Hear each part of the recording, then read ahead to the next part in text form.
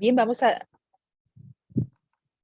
Bien, buenas tardes. Les damos la bienvenida a la presentación de Sheila Quintana Ruiz.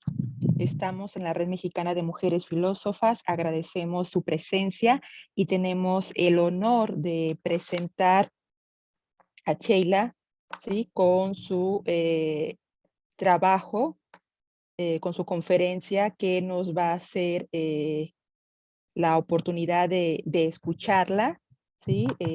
Su tema con el cual hoy ella está participando, ¿sí? Análisis decolonial del servicio doméstico. Bien, antes de iniciar voy a mencionar la dinámica de esta sesión. La presentación de la ponencia dura entre 30 a 50 minutos. Los comentarios hacia la ponente, un máximo de 20 minutos. Y el tiempo que resta es para nuestras invitadas que hoy nos acompañan. Voy a hacer antes la presentación de Sheila. La maestra Sheila Quintana Ruiz estudió la licenciatura y posgrado en filosofía por la Universidad Nacional Autónoma de México con mención honorífica en 2010. Es profesora de materias de filosofía, filosofía de la ciencia, lógica, ética, en la profesión, en la ciudadanía, en la violencia, en la dignidad y justicia social, en el Tecnológico de Monterrey, Campus Estado de México, desde 2010 y en preparatoria desde 2000. Madre de tiempo completo a partir de marzo 2020 y guía de Kinder 3. Pertenece a la Red Mexicana de Mujeres Filósofas desde noviembre de 2020. Línea de investigación, agentes y procesos sociales, políticos e históricos. Diseñadora de proyectos de innovación educativa, capacitadora para personal docente en temas de ciudadanía, ética y responsabilidad social. Y participa en el diseño e implementación del modelo TEC 21 en programas, evaluaciones, retos y competencias para el pensamiento crítico. Se ha vinculado con áreas del Tecnológico de Monterrey como negocios, ingeniería robótica, mecánica civil, en sistemas computacionales, emprendimiento y automotriz. Está certificada en educación imaginativa desde 2017, impartiendo talleres junto con la directora de México, Adriana Grimaldo. Tema en específico, pensamiento filosófico e irónico. He podido vincular las humanidades a los estudios de sistemas, logrando una sinergia y colaboración entre disciplinas y organizaciones. Tema de interés, identidad, vulnerabilidad, colonialidad y trabajo doméstico. Gracias, maestra Sheila, por estar con nosotros. Y también voy a presentar a la comentarista. Luz Graciela Castillo Rocha es doctora en estudios humanísticos con especialidad en ética por el Tecnológico de Monterrey, institución para la que ha trabajado como docente tanto en el Campus Estado de México como en el Campus Chiapas, impartiendo materias de humanidades y comunicación. Ha participado en diferentes proyectos institucionales como la semana y el semestre, y así como en los proyectos de verano en San Cristóbal de las Casas, todos ellos con un corte vinculado a la formación y consolidación del sentido humano. Actualmente es directora regional del Departamento de Estudios Humanísticos en la región Ciudad de México. Sus áreas de interés en investigación son ética, desarrollo social, educación y comunicación. Bienvenida, maestra Luz Graciela. Y comenzamos, Sheila, tienes la palabra para compartir pantalla, por favor, y les vamos a pedir a nuestros asistentes, a nuestras invitadas, que nos hagan el favor de apagar el micrófono.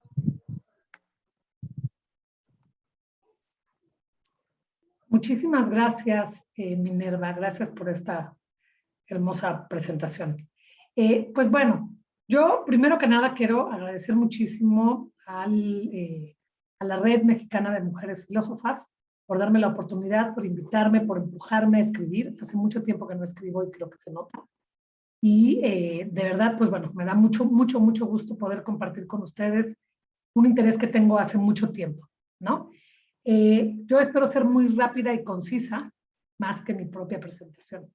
Pero bueno, el análisis tiene la intención de analizar un análisis decolonial del servicio doméstico y pues lo pongo en esta línea de investigación de agentes y procesos sociales, políticos e históricos, pues creo que es muy pertinente, ¿no? El lugar en el que se queda. Y el objetivo de mi investigación o de mi estudio, pues es estudiar el origen del trabajo doméstico en México por medio de la colonización para poder comprender por qué no reconocemos el impacto y el tiempo del servicio doméstico. Es decir, todo lo que conlleva, ¿no? Ya lo iré aclarando. Y ofrecer, la idea es ver de qué manera podemos diseñar, ofrecer y proponer prestaciones, mejores sueldos, horarios laborales claros y sobre todo, pues la idea de meterlas al servicio médico del IMSS, que ya es una ley que parece que muy pocos conocemos y que sobre todo menos llevamos a cabo, ¿no? Y bueno, pues mi primera pregunta o la primera intención del trabajo es investigar, analizar cómo se han articulado y perpetuado estas prácticas de la colonialidad en el servicio doméstico.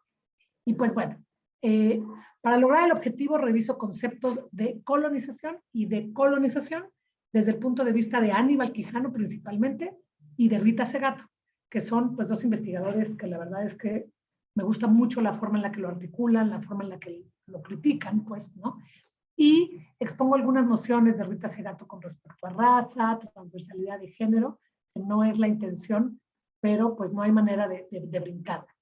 También quiero hablar sobre el trabajo y lo que se espera con respecto a el trabajo doméstico, qué es lo que hacen, dónde se han insertado principalmente pues desde hace unos cuantos siglos ya, ¿no?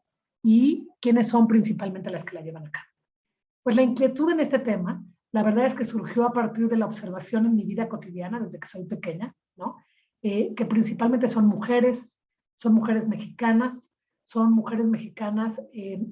bueno, en mi país me queda claro que esta problemática es mucho más amplia y se encuentra en muchos más lugares, se perpetúa principalmente en Latinoamérica, pero esta inquietud me nace a mí como mexicana y como mujer de clase pues media alta probablemente desde que soy chica, y observo el papel que tienen las relaciones del género en los procesos de contratación, ¿no? Normalmente contratan mujeres para ese tipo de trabajo, y por qué no se les aclaran las jornadas laborales, por qué se espera que en horas no laborales estén trabajando, por qué no es claro el perfil, es decir, y esta inquietud me surge sobre todo como desde que tengo 25 años, que estaba yo en la universidad, que varias estudiantes de la Facultad de Filosofía elegían irse a trabajar, compañeras mías, a Estados Unidos y les pedían o estar estudiando la licenciatura en letras clásicas o letras mexicanas, para ir a cuidar niños de kinder y de primaria, ¿no?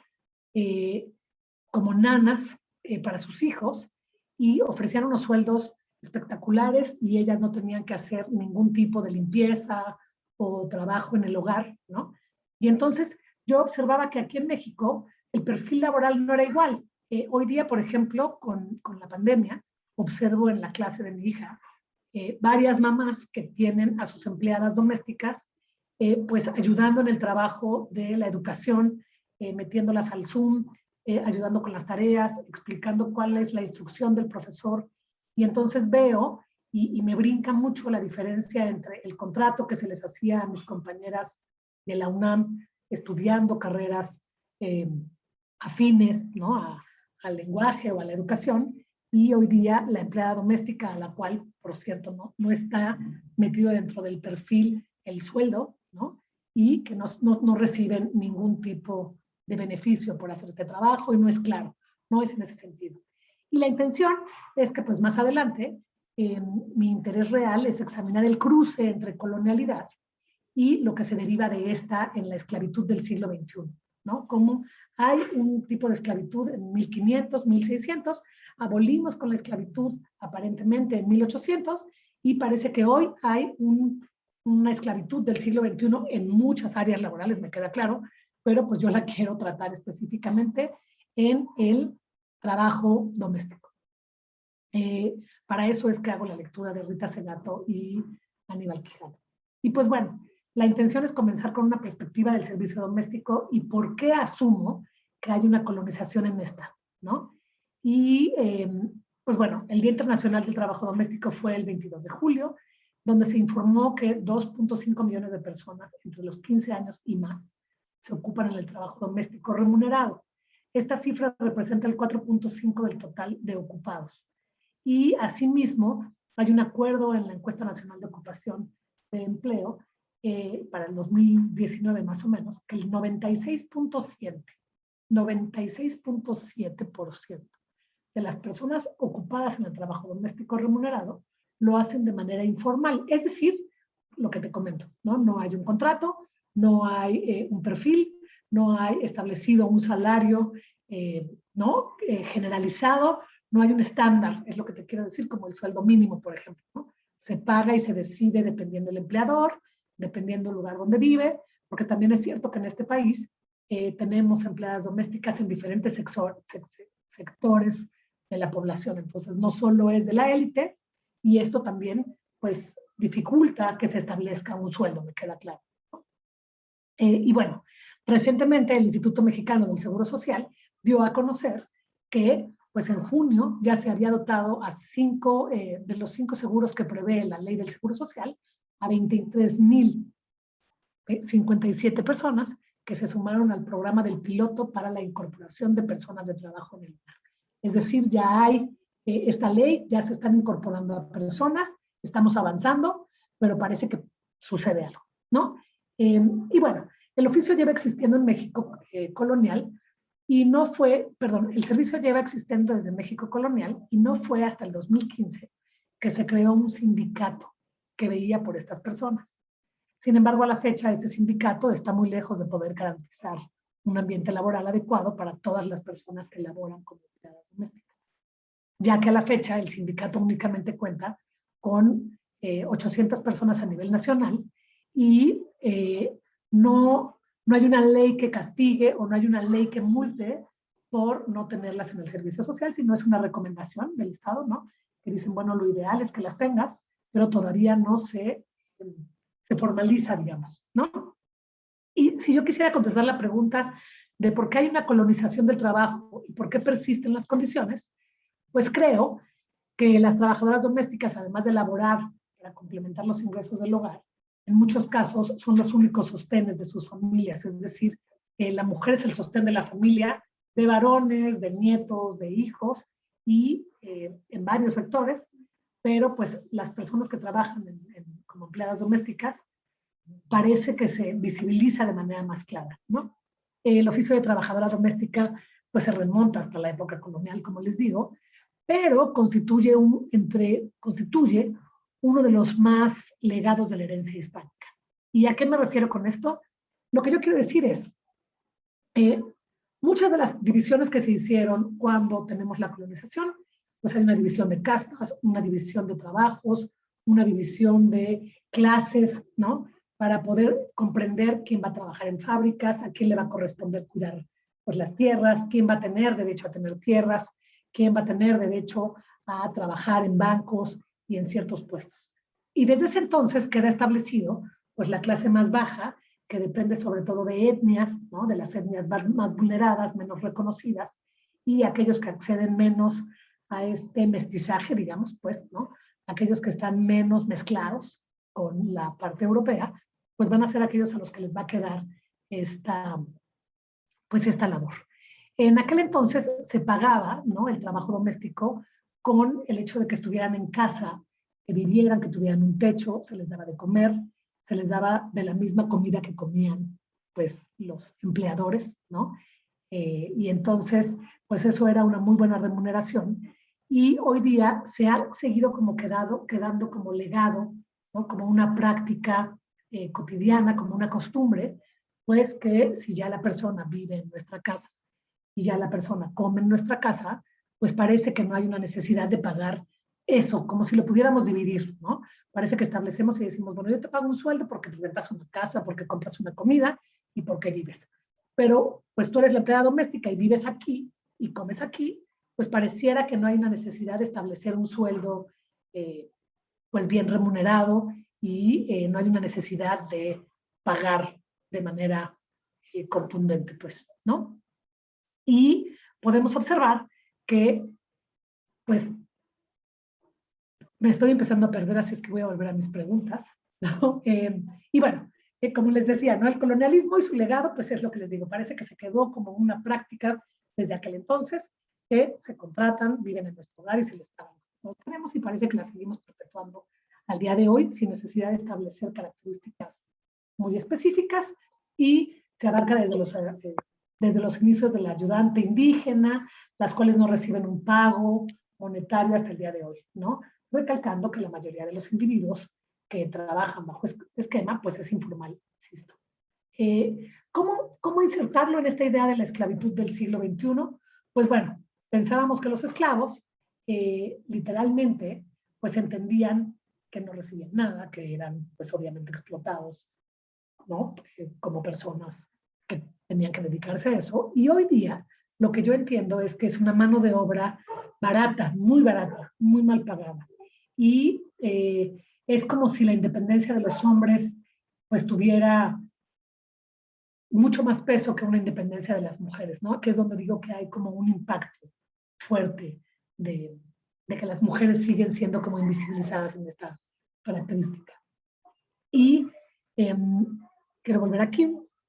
Yo escribí mucho, lo tengo aquí muy claro. Y bueno, esto lo podemos ver de una separación de clases que les decía, ¿no? De pureza, de la creación de pastas, quedando como las más vulnerables. Y es cierto que la esclavitud terminó, pero lo cierto es que hoy seguimos perpetuando. Y en lugar de las empleadas que laboran en casa, parece instaurarse aún más la abolición de la esclavitud cuando parecen decisiones que se toman de forma libre por personas. Es decir, nosotros creemos que ya no es esclavitud, que ya no es obligación, que les damos la libertad a las personas de elegir en dónde van a trabajar y ellas eligen dedicarse al servicio doméstico, eligen no dedicarse a la educación. Denme un segundo, por favor. Una disculpa. Y pareciera que ellas eligen de manera libre y autónoma dedicarse a este trabajo, dejar la educación, dejar la escuela y dejar sus poblaciones, sin darnos cuenta y sin hacer un análisis de que en realidad pues son condiciones más bien a las que las empujamos con esta idea del capitalismo y así como se vienen a trabajar a las fábricas, pues una de las respuestas para poder ayudar a las familias pues es dejar sus poblaciones. Sobre todo hay un tema en el que no me quise meter, pero pues si hablamos también de la problemática del narco, del tratado de blancas y deciden mejor venirse a las civilizaciones más urbanas para trabajar y con permiso de los padres, de hecho invitadas por los padres, parece que los padres las empujan para dedicarse al trabajo doméstico y eso nos parece de pronto pues como muy cruel, pero a veces responde a otro tipo de necesidades y para salvaguardar a las mujeres de algunas poblaciones. Y parece que esto nos invita a nosotros, a las personas que las empleadoras, pues no los empleadores de estas empleadas domésticas, parece que nos permiten permanecer en esta comodidad de no necesitar pagar un buen sueldo, darles buenas prestaciones, meterlas en el seguro social, etcétera, ¿no? Y pues quedan como muchas aristas de revisar con la finalidad de abordar temas como el trabajo doméstico y la esclavitud. Y bueno, hablo de Rita Segato y hablo de Aníbal Quijano porque estos dos autores, Aníbal Quijano habla de la colonización, cómo por medio de la colonización se forman conceptos de capitalismo, de modernidad, de racismo. Rita Segato pues hace mucho más fuerte la discusión y dice que es una racialización y principalmente impacta en las mujeres en América Latina y estamos muy influenciados todavía, dice Rita Segato, por estas ideas de colonización y seguimos trabajando y perpetuando la posibilidad de división, ¿no? Cito a Rita Segato, ella dice, la distribución de recursos económicos da acceso de acceso a la salud y a la educación, a la vivienda y al trabajo en este campo, la convivencia se deshace y la sociedad se divide. Y así como parte de las instituciones, termina la cita, así como de parte de las instituciones de educación, se puede desarrollar formas de pensar que repercutan negativamente a la idea de raza, pues habría que hacer más análisis en las escuelas, en la educación y en la universidad. Y yo tengo como propuesta, entonces, bueno, no sé si sea muy claro lo que estoy diciendo, no lo sé, pero bueno, en pocas palabras es, yo tengo la impresión de que, o lo que leo e investigo es, desde la colonización se queda establecido que hay un sector de la población, que son principalmente mujeres, de algunas etnias en específico, a las cuales se les limita el acceso a la educación, o aunque es obligatorio en este país, que eso también nos da como mucho no nos permite visualizar el problema, el hecho de que creamos que la educación es libre y obligatoria en el país, uno pretende que estas personas pues son de niveles educativos más bajos por elección propia y entonces seguimos perpetuando su contratación. Y quiero pensar que proviene y viene desde este análisis o desde la colonización, ¿no? Se quedaron como prácticas cotidianas y costumbres que a nadie le interesa desmenuzar, parece que a nadie nos preocupa el tema y la problemática y todos estamos de manera muy cómoda viviendo en este problema.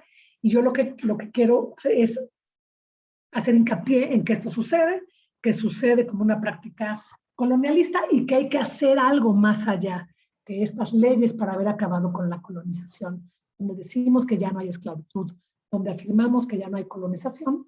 Parece que hay que hacer hincapié en la educación, en las universidades, yo diría que desde la preparatoria a nivel medio superior, hacer hincapié en el análisis de estas problemáticas para que nuestros jóvenes y nuestros futuros empleadores, jefes, gerentes, padres de familia, pues puedan impulsar estas nuevas leyes para darle un trabajo digno a las personas del trabajo doméstico y sobre todo que podamos establecer perfiles de trabajo y podamos identificar qué es lo que hace y qué sueldo tiene que recibir una empleada doméstica. Y al final del texto o al final de la propuesta lo que pretendo es, pues como me dedico a la educación universitaria, sigo la línea de Rita Segato y pues la intención es que en la universidad se haga mucho más hincapié en los temas de raza, en los temas de colonialidad, en los temas de trabajo doméstico y esclavitud del siglo XXI para poder proponerlo. Pues creo que me acabé el tema muy rápido, pero va a haber muy buenas preguntas entonces. Sí, gracias, Sheila.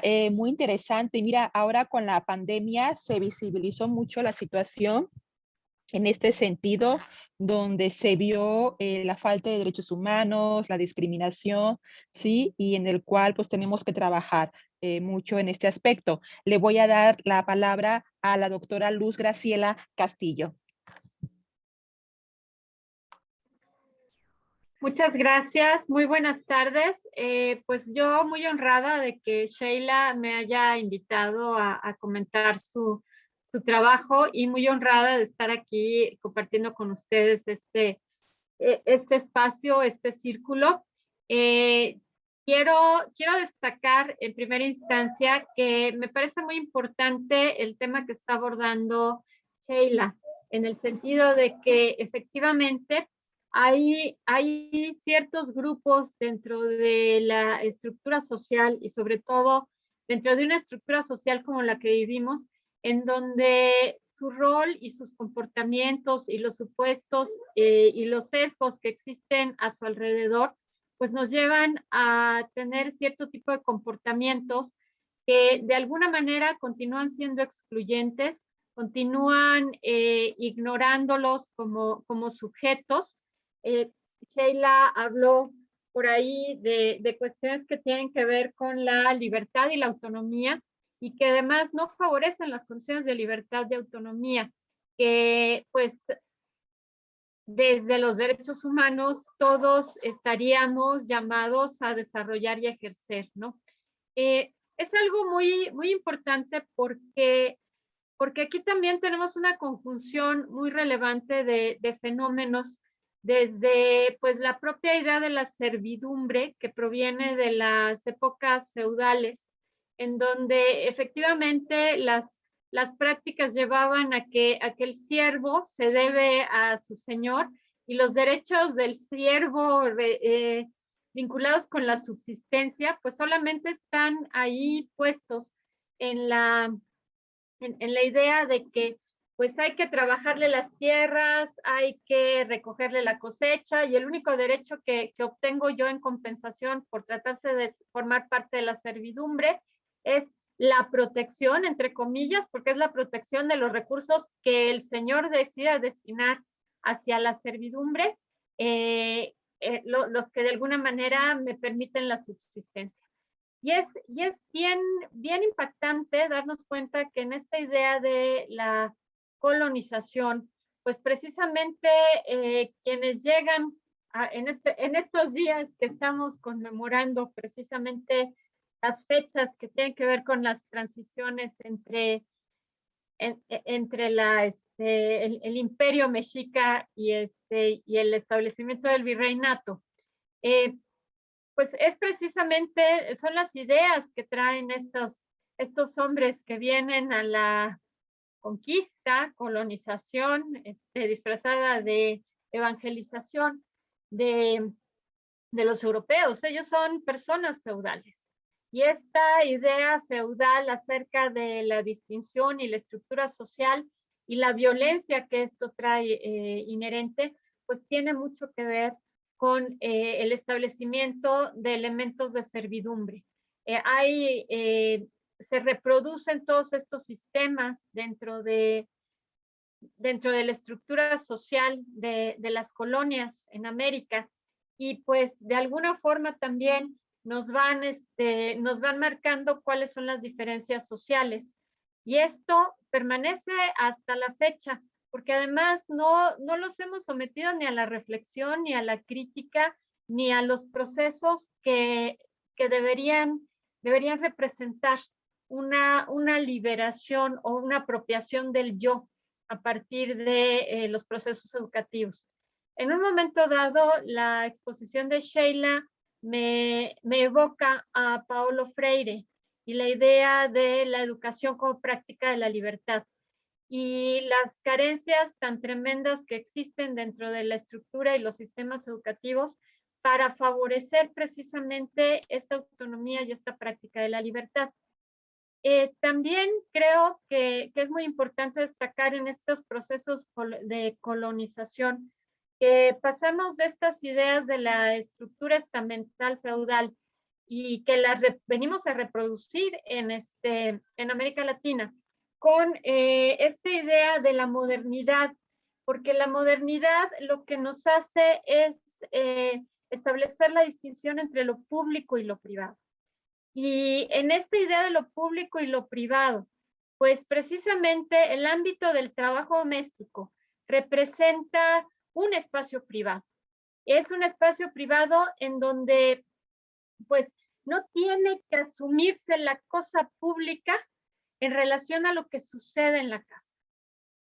No tiene que regularse. Y en estos dos fenómenos que pasa uno hacia el otro, no hay ninguna crítica social, no hay ninguna reflexión acerca de los derechos de las personas, de la transformación entre los esquemas de trabajo, y esto pues evidentemente tiene implicaciones. Y tiene implicaciones que tienen que ver con la vinculación en donde cómo nos relacionamos en relación con el trabajo doméstico. Es muy interesante darse cuenta que, bueno, pues la propuesta de Sheila nos lleva a seguir indagando sobre explicaciones sobre cómo se han enraizado nuestros comportamientos y actitudes sociales hacia el servicio doméstico. De hecho, que yo use la palabra y que además insista la palabra servicio, es que proviene de esta idea de la servidumbre. O sea, no estoy contratando una empleada, yo no soy un empleador, yo soy el patrón que de alguna manera establece cuáles son las pautas. Y tenemos que ser muy cuidadosos con el lenguaje pero es que no hemos sido tampoco críticos con el lenguaje. ¿Cómo denominamos a las trabajadoras del hogar? Es más, nos cuesta mucho trabajo a algunos meter la palabra trabajadora del hogar como la palabra correcta para hablar de las personas que nos apoyan en lo que es el mantenimiento de la casa. Le llamamos, para ya no decirle la sirvienta, le llamamos la muchacha. Y en cualquiera de los dos casos, la sirvienta o la muchacha, pues son términos que ponen a la persona desde el propio lenguaje en un nivel en donde, en un nivel de diferencia, en un nivel donde quien tiene los medios, quien tiene los recursos y a veces incluso quienes no los tienen. Porque también démonos cuenta de estas relaciones y creo que si le damos una revisión a la literatura, nos podemos dar cuenta de lo que bien señala Sheila.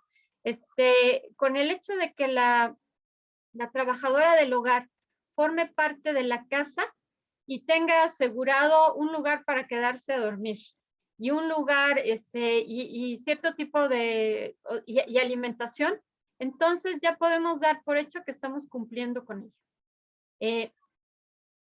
Hay muchos cuestionamientos en este sentido y creo que todavía podemos encontrar este tipo de prácticas muy asimiladas dentro de la estructura y la dinámica social. Ahora, ¿qué es lo que sucede con el trabajo doméstico? El problema del trabajo doméstico es que, pues, no a todos nos gusta la tarea del mantenimiento ni la tarea de la limpieza. Siempre buscamos a alguien que se haga cargo de aquello que nos disgusta tanto, ¿no? Y otra vez viene dándose una perspectiva clasista, una perspectiva además de castas, que ni siquiera es una herencia de la Nueva España, o sea, es una herencia que proviene desde aspectos más profundos de la civilización, como del hinduismo.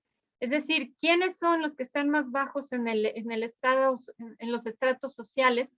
Pues aquellos que se tienen que encargar de la basura, aquellos que se tienen que encargar de la suciedad y de la mugre que todos generamos.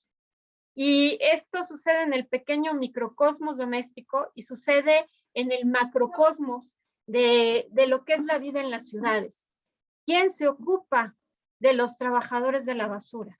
Es decir, creo que podemos proyectarlo también un poco más hacia allá, porque efectivamente las condiciones laborales, incluso tratándose de trabajadores sindicalizados, en realidad representan pues una parte muy poco digna, muy poco reconocida, pero es el trabajo que necesitamos que todos hagan.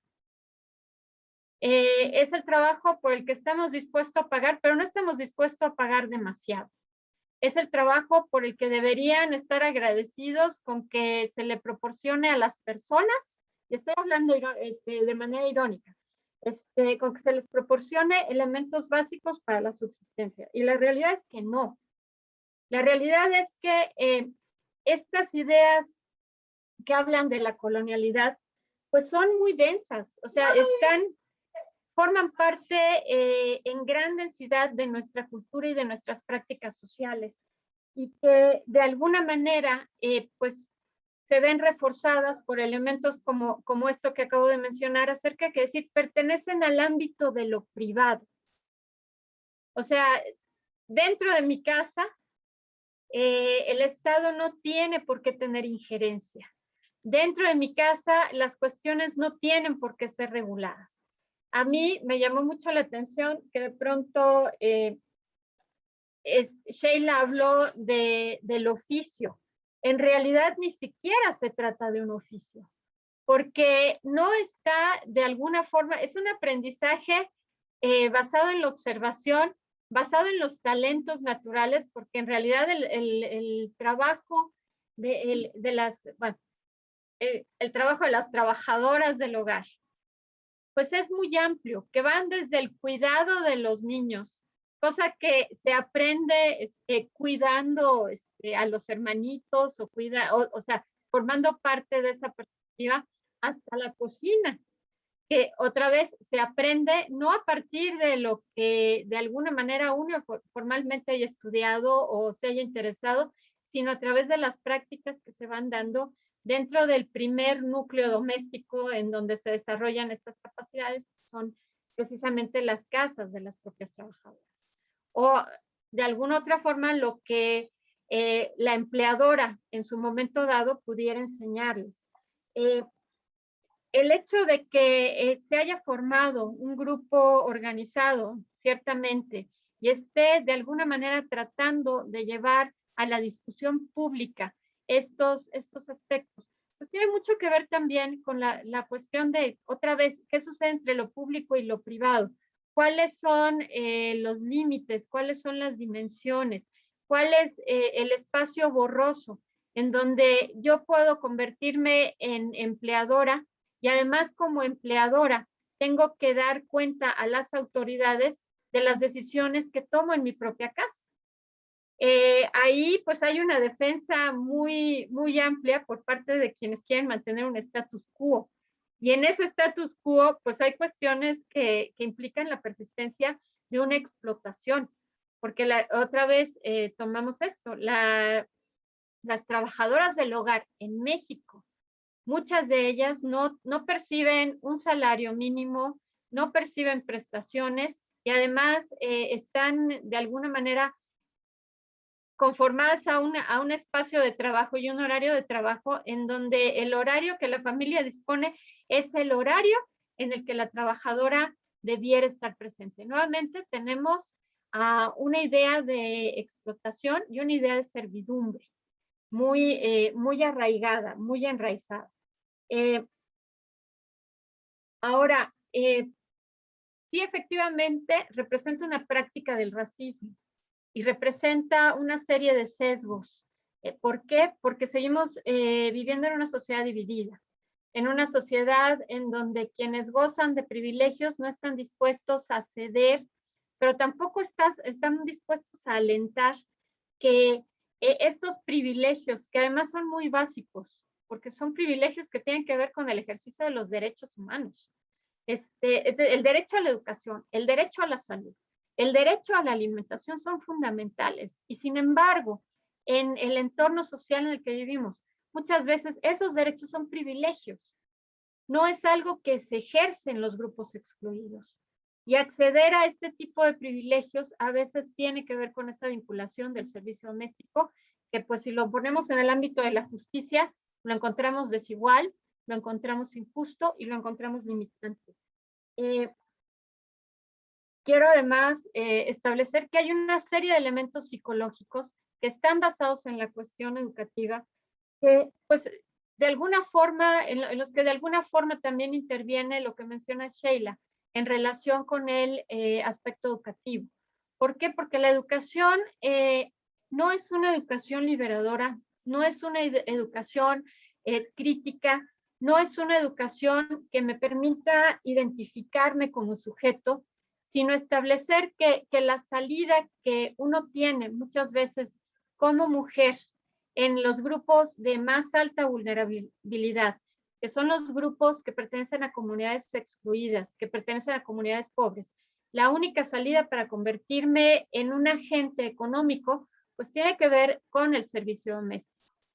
Ahora, también es muy interesante cómo en muchas ocasiones esta idea de convertirme en trabajadora del hogar al estilo mexicano, y si le sumo yo esta idea también de los elementos psicológicos, también influye mucho en las cuestiones de desarrollo y empoderamiento de las propias mujeres. He tenido el privilegio de conocer directamente casos. Para mí resultó una experiencia muy entrañable hace algunos años.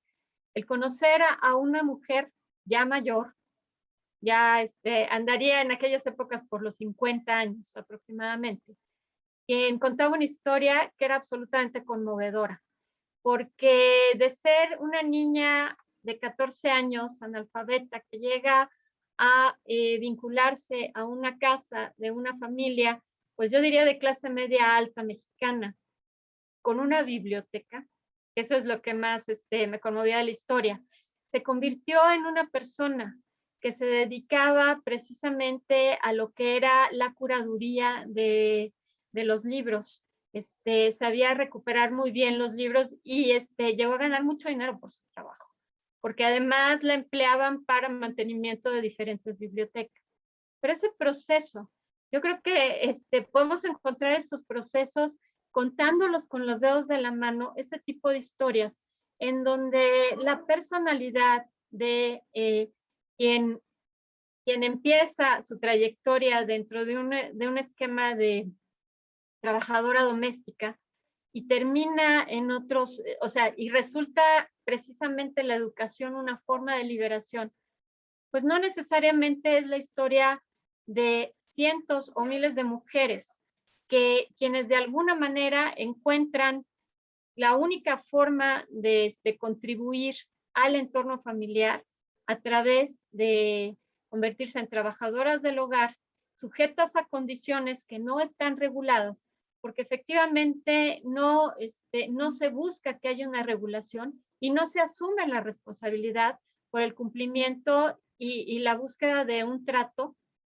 correlativo a esos derechos. Siempre es más sencillo el tratamiento en niveles de desigualdad, el tratamiento en esta vista de la servidumbre, en donde las relaciones que se establecen, pues son muy diversas y además podemos decir que psicológicamente muy interesantes, porque conocemos por un lado la postura de dominio, y la postura de dominio a veces que viene a ser también muy intermedia, es decir, la mujer quien de alguna forma emplea a una trabajadora del hogar, muchas veces también es una mujer que está en el intermedio entre el machismo y el dominio de su marido y la trabajadora del hogar.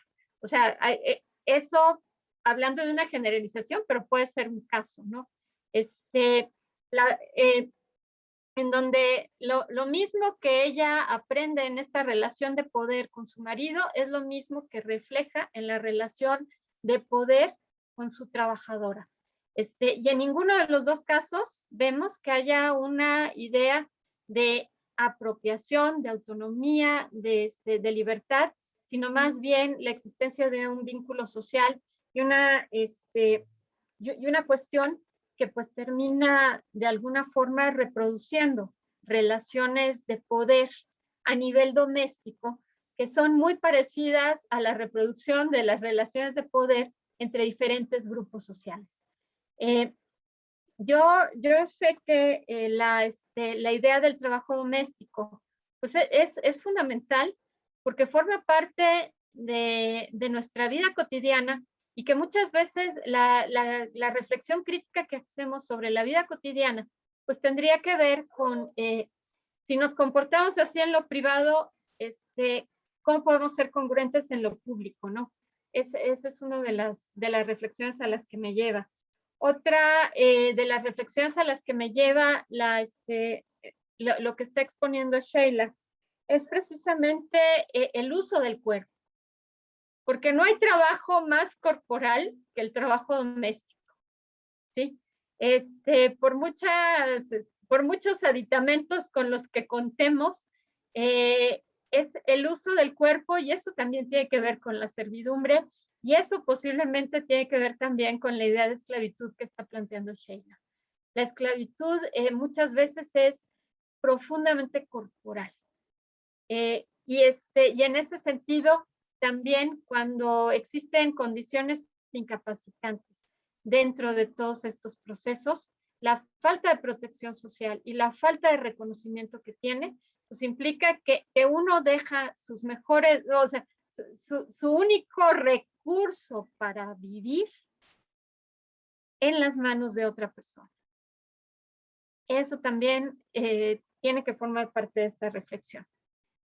Y pues finalmente, en relación con todo esto y este apunte tan interesante que hace Sheila a partir de la historia y vinculándolo también con esta idea que he planteado en relación con la educación como práctica de la libertad, es que tenemos que reconocer que nuestra historia oficial está llena de actores, muy pocas actrices, pero además entre esos actores y escasas actrices, y mitos, que además son mitos cortos, yo diría que más bien se parecen a las fábulas, porque nos plantean moralejas de comportamientos deseables.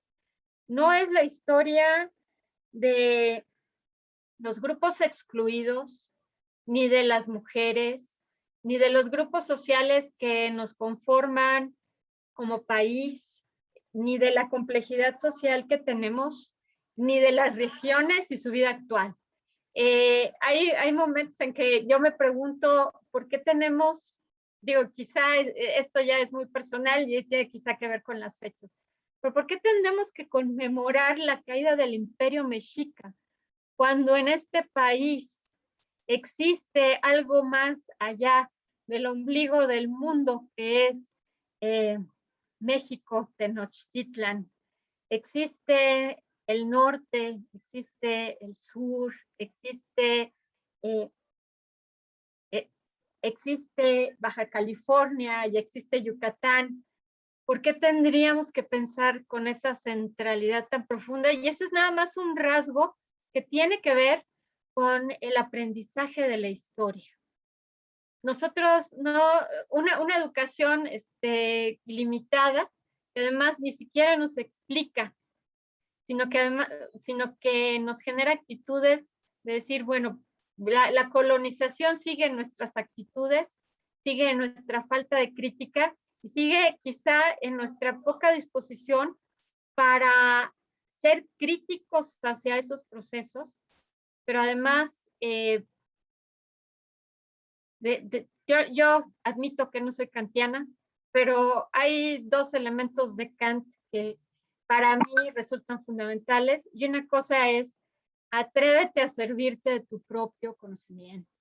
Es decir, de tener la capacidad de actuar en función a lo que podemos transformar. Y pues si tenemos una serie de elementos limitantes como los que nos está compartiendo este trabajo de Sheila, pues tendríamos que comenzar a pensar qué hacemos con ellos y cómo vamos transformando las cosas. Ese es mi comentario en relación a este trabajo, y de verdad me parece muy importante, insisto, cuando partimos de lo micro, que podemos empezar a ser críticos en el entorno para jugárnosla en transformar lo macro. Muchas gracias.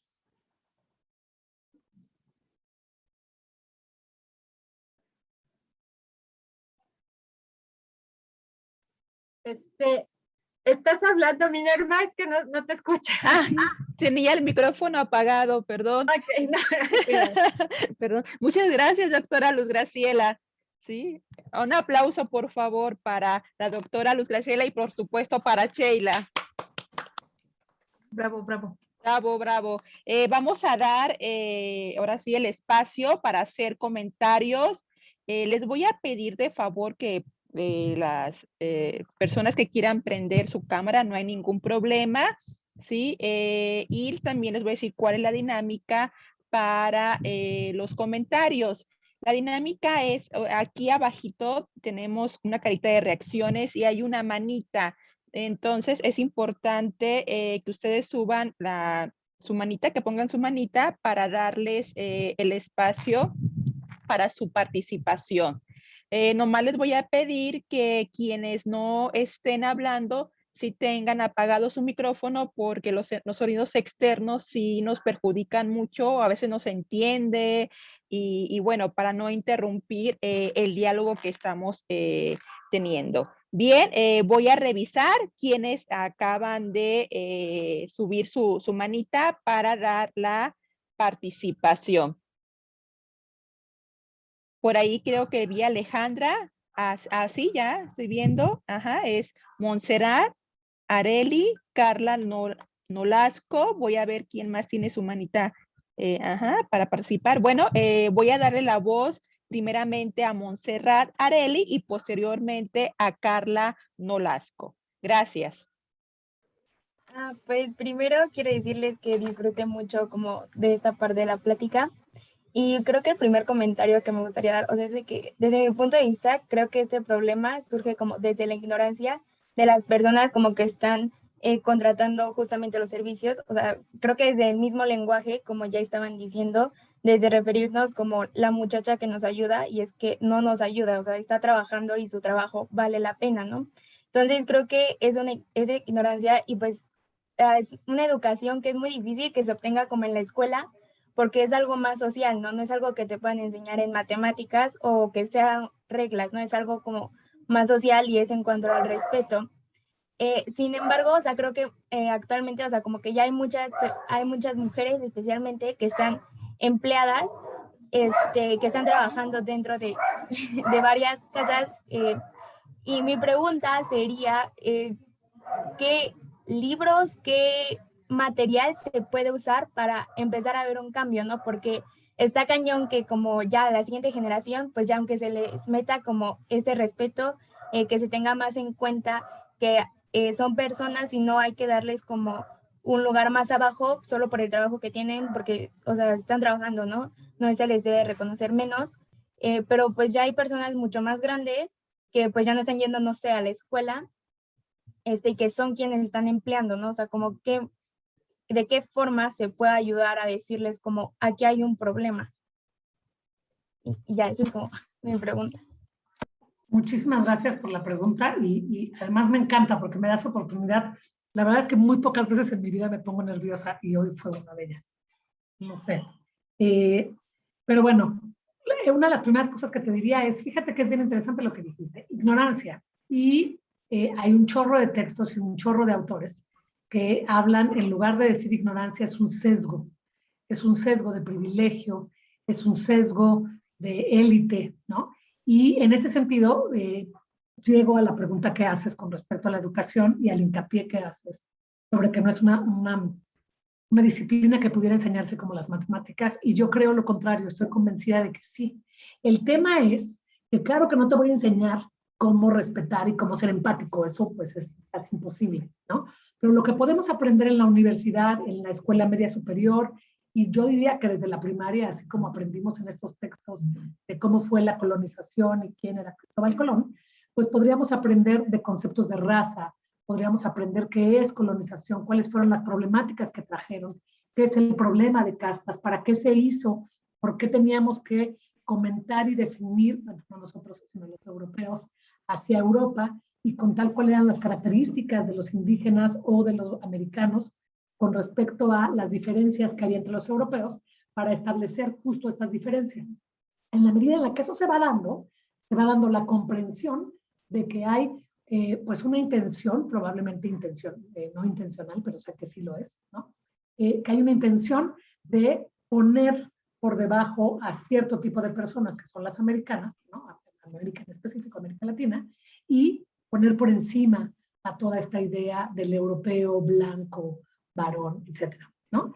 Y por otra parte, que dices que qué tipo de textos, pues bueno, yo creo que puedes empezar, y por eso usaba a estos dos que me encantan, que son Rita Segato, tiene un chorro, ¿no? Pero habla de colonialidad, y este señor, Aníbal Quijano, que tiene un texto que se llama Textos de Fundación, explica cómo se da este proceso de colonización, qué implicaciones tiene, y como bien comentaba la doctora Luz Graciela, que me encantó porque platicó de cosas que yo había escrito y las fui olvidando, pero justamente explica cómo estos procesos de colonización se van perpetuando y se van quedando como prácticas cotidianas, ¿no?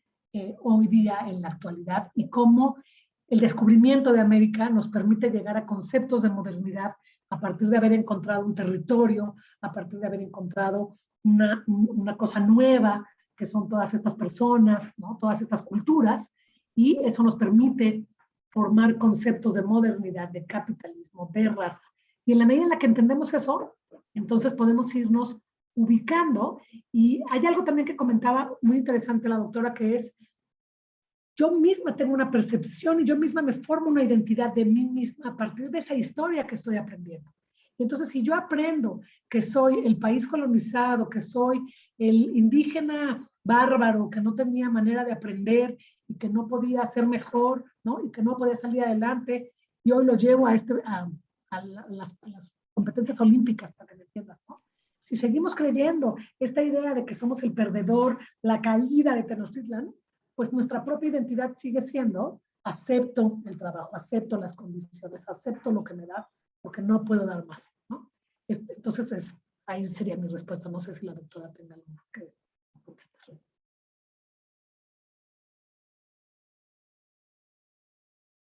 Hablando un poco más, pues a mí el trabajo de Marcela Lagarde, también el de Silvia Federici, me parecen muy interesantes en esta idea del reconocimiento y la defensa del trabajo de las mujeres.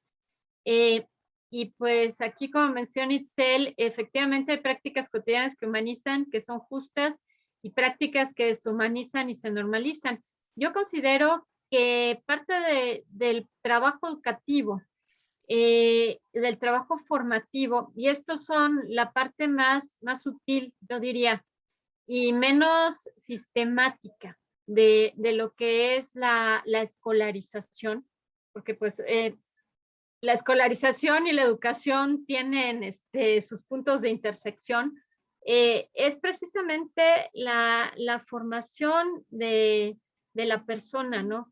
Y creo que como docentes muchas veces trabajamos muy poco en esta área, porque estamos más ocupados cumpliendo con los programas, la formación, etcétera, pero debe ser un área evidente y es un área a la que hay que dedicarle tiempo.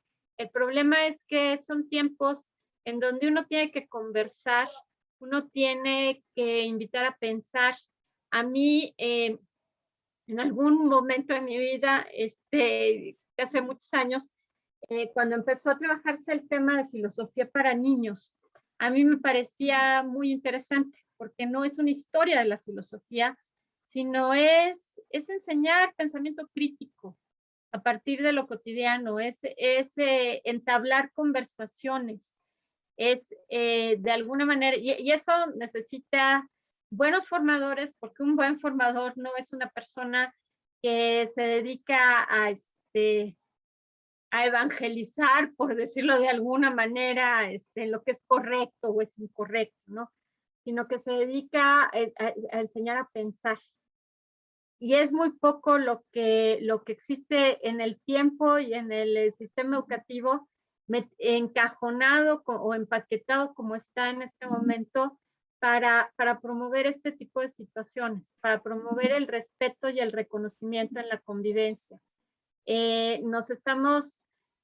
Hay quien se siente fascinado por las capacidades de la tecnología para hacer un medio para el aprendizaje, pues sí tiene que ver mucho con lo conceptual, con lo procedimental, pero muy poquito con lo actitudinal. Esa es la idea, y creo que uno de los grandes retos también que tenemos es cómo nos asumimos como sujetos, fuera de estas estructuras que pues nos llevan a aprender roles pues por observación y por identificación y por muchas otras cosas, y no somos críticos ante esos roles, ni ante esas posibilidades. Eso es lo que... Gracias, Montserrat. Gracias, Montserrat. ¿Sí? Hay otra pregunta, le voy a dar la voz a Carla Nolasco, posteriormente a Alejandra, y finalmente les voy a dar la participación Itzel, ya si gusta que yo le lea o ella participa dando su comentario que puso en el chat. Adelante, Carla Nolasco. Aquí está, sí, adelante. Sí, aquí estoy. Buenas tardes a todos. Maestra Sheila, doctora Luz Graciela, habrá un reconocimiento extenso a ustedes. Esta conferencia fue muy buena. Creo que estos temas ya están creando más relevancia hoy en día. Sin embargo, no ha tenido el impacto que debería de tener en la actualidad. Y yo tengo dos puntos de vista. Me gustaría saber sus opiniones respecto a estos puntos que fui creando conforme a la conferencia. El primero es, ¿será que nuestra cultura, o bueno, las mujeres en este caso, hemos dado un consentimiento tácito? Es decir, aquí en derecho hay dos tipos de consentimiento, el expreso y el tácito. El expreso es cuando yo acepto decir sí, acepto esta situación, Y el tácito simplemente lo acepto sin dar ninguna interferencia. Aquí será que las mujeres hemos dado nuestro consentimiento tácito al aspecto de continuar con este servicio doméstico. Y pongo un ejemplo claro, en las clases media, bajas y bajas, normalmente, como lo comentó la doctora Luz, nosotras las mujeres damos esta orden, esta tarea a las hijas. Yo como madre, si llego a faltar, la hija o la mujer que se encuentra en casa que continúe conmigo, va a dar o va a brindar estas tareas domésticas a los hombres. Entonces, ¿será que nuestra cultura mexicana ha hecho que nosotros demos ese consentimiento tácito sin ni siquiera imponer nuestra orden de, oye, yo ya no quiero seguir con esta línea de servicio doméstico? Bueno, sí, ya no quiero seguir, pero soy mujer y continúo esta línea en mi casa, en mi hogar. Y creo que aquí la doctora Luz no me dejará mentir, escuché que ella viene de Chiapas o ha tenido mucho encuentro en Chiapas, en San Cristóbal de las Casas, y ahí es donde yo vi muy palpable este reconocimiento de las mujeres indígenas, que a veces ellas mismas dan este consentimiento de, ok, voy a tener muchos hijos, ¿para qué? Para que el gobierno me dé una manutención y, bueno, continuar esta línea de, pues recibo dinero por parte del gobierno, pero también sacrifico mi vida, que tal vez estas personas no quieren tener hijos, o si quieren, no está haciendo de la manera correcta por los usos y costumbres que se manejan en esa entidad. Y en todo México, nosotros somos una cultura muy de usos y costumbres. Entonces, si nosotros damos ese reconocimiento tácito, ¿no? Las mujeres de indígenas, sobre todo, no tienen esta oportunidad de opinar o de expresarse o de decir, ¿saben qué? Yo quiero esto, yo quiero lo otro. Y aquí es donde entra la propuesta de la maestra Sheila de la educación. Pero a veces siento que la educación no basta, sino que la misma cultura nos impone continuar con esta línea de servicio doméstico. Y punto número 2, nada más recalcar como mera opinión y mera información, dato, respecto a que en el año 2020, el año pasado, con este crecimiento de la pandemia, con el surgimiento de la pandemia, se vio un impacto brutal en la violencia doméstica, pero brutal. Se incrementó el 21.3% de las llamadas a emergencias respecto a este tema de violencia doméstica, de que las mujeres estamos siendo, se supone que los hogares tienen que ser los lugares más seguros para nosotros, tanto mujeres como hombres, hijos, hijas. Sin embargo, en México no se dio eso. En México lo que hizo fue incrementar esta violencia doméstica, pero muchísimo. Entonces, aquí nos entra el punto también de, tal vez sí la educación, pero también la cultura no nos permite avanzar en el aspecto en que las mujeres seguimos siendo condicionadas a esta tarea, ser servicio doméstico. Y sí, como menciona la maestra Sheila, es impresionante que a las mamás no tengan un horario de salida, no tengan un horario, no tengan honorarios, no tengan reconocimiento, creemos o ya lo damos por hecho, que es lo que es su trabajo, o sea, es su labor por ser simplemente mamá, o quien se dedique al hogar en otras situaciones. Ya tal vez damos como cultura mexicana por hecho que las mujeres tienen que hacer eso, y no es así. Yo no he visto ningún caso de un hombre que vaya a otra casa y pida trabajo como servicio doméstico. Yo no lo he visto. Entonces, esos son mis puntos de vista, hacer un extenso reconocimiento a ambas y muchas felicidades. Muchísimas gracias, Carla.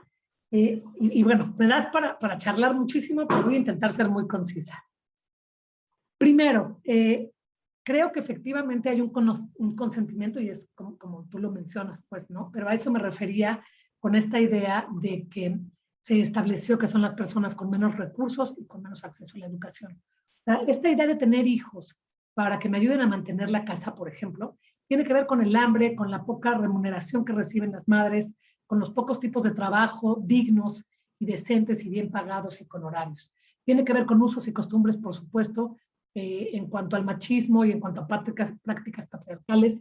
Y no solo es México, justamente como mencionas, hoy día, frente a la pandemia, muchas de las grandes feministas escribieron explicando que hoy se daban cuenta de que les cayó aún más trabajo del que ya tenían, independientemente de pues sus posturas políticas o de sus activismos, pues, ¿no? O sea, claro que es algo que está ahí en nuestros usos y costumbres y no necesariamente tiene que ver con los mexicanos, ¿no? Y bueno, contestando a la pregunta que parece simple, o sea, si hay un consentimiento tácito, ¿no? Pero lo que hay que poner ahí en el tintero, creo que tiene que ver con esta idea de que las personas más vulnerables, de etnias más específicas, efectivamente Chiapas, Oaxaca, ¿no? O sea, casi que hay lugares muy específicos de donde provienen las personas de trabajo doméstico, tiene que ver con características de malos sueldos, de malas oportunidades, deciden, ¿no? Libremente dejar la escuela para irse al trabajo doméstico. Deciden los padres mandar a sus hijas para ir a trabajar en trabajo doméstico. Y parece que no es una cosa de elección libre y autónoma, que es a lo que me refiero, ¿no? Tiene que ver con las condiciones de vulnerabilidad, tiene que ver con muchos abandonos que hay al campo, con muchos abandonos que hay a las mujeres, con muchos abandonos que hay al tema del patriarcado, ¿no? Sí. Y bueno, y por último, mencionabas algo que también quería decir, se me olvidó, pero bueno, a ver si la doctora tiene algo más que decir. Ok, pues muchas gracias, Carla. Creo que pones unas cuestiones muy importantes. Por ejemplo, acerca del consentimiento tácito. Yo pienso que a veces el estar en una relación de dependencia, pues tiene que ver, o sea, yo creo que hay gente que se siente cómoda en el infierno, ¿sí? Puede estar en el infierno, pero es tu área, el área que conoces, el área que te da cierta seguridad. Entonces, no hay esos recursos personales que te permiten dar un paso hacia afuera de esas áreas, ¿no? Y quizás sí hay un cierto tipo de consentimiento en el decir, prefiero que se queden las cosas como estén, a todo lo que representa este cambio, ¿no? A todo lo que podría representarme este cambio. Y ahora, otra vez, la violencia doméstica que en estos años, pocos años, y 30 años son pocos años, tengo que ponerlo así, en estos pocos años en los que se ha vuelto un tema de discusión pública y de intervención pública, es precisamente esta idea de que pertenece al ámbito de lo privado y en el ámbito de lo privado se resuelven las cosas y que cada quien entiende cuál es su responsabilidad en el ámbito de lo privado, por eso preferimos dejarlo así. Poco a poco ha ido tomando cuerpo en la discusión pública. Por eso mismo, pero estos procesos sociales se toman su tiempo. Esta afirmación de los derechos, estas respuestas del ámbito legal, esta idea de que la estructura de los mecanismos que tienen que ver con la impartición de justicia puedan responder a esto, pues ha tardado muchísimo tiempo. Y lo peor de todo es que los cambios sociales van mucho más rápido que la transformación en las ideas, en las costumbres, en la cultura y en las leyes. Es decir, la cultura como la cultura real, lo que vivimos, lo que heredamos, y particularmente la idea que tenemos sobre los seres humanos, sobre nosotros mismos, pues no va al parejo, por ejemplo, de las tecnologías. Es decir, cuando nosotros vemos esta violencia de género en espacios digitales, sobre la que se logró legislar en un tiempo que yo puedo decir que es un tiempo récord. Es precisamente porque es un fenómeno que nos viene de fuera, que se nos impone y que implica respuestas, pero además estas respuestas se basan en discusiones que venían previos, es decir, la violencia de género ya estaba, las discusiones sobre la violencia de género estaban. Cuando metes este nuevo mecanismo, pues retomas esto de la violencia de género y lo subes.